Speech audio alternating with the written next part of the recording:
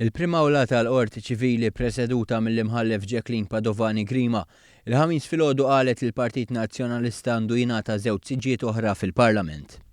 Dan wara li l-Qorti ddikjarat li kien hemm nuqqas fil-proċess tal-voti fit-13 u fit-8 distrett u ta' dan il-Partit Nazzjonalista għandu jingħata żewġ siġġiet oħra biex bekk id-distak fil-voti jkun rifless ukoll fin-numru ta' siġġiet. Fl-ewwel reazzjoni tiegħu għad-deċiżjoni tal-Qorti il-Prim Ministru Joseph Muscat qal li l-Gvern se jkun qed jappella. Ngħidu mal-ewwel li aħna ħankunu qegħdin nappellaw, diġà għandna parir f'dan ir-rigward li hemm lok għal appell u nimxu mbagħad skont it-termini kollha tal-liġi għal dan l-appell biex il-kwestjoni tiġi risolta.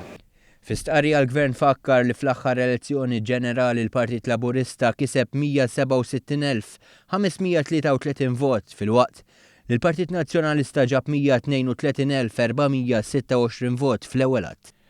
Dan matematikament isarraf b'mod ċar f'maġġoranza ta' 9 siġġiet skont il-prinċipju tal-proporzjonalità li fil-fatt huwa prinċipju ewlieni tas-sistema elettorali ta' Malta.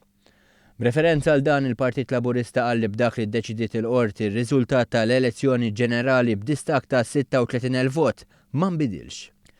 Din tiqpa l-ikbar maġġoranza li kiseb partit politiku mill-indipendenza l-hawn li ma fatt ma jbidlu ħadd.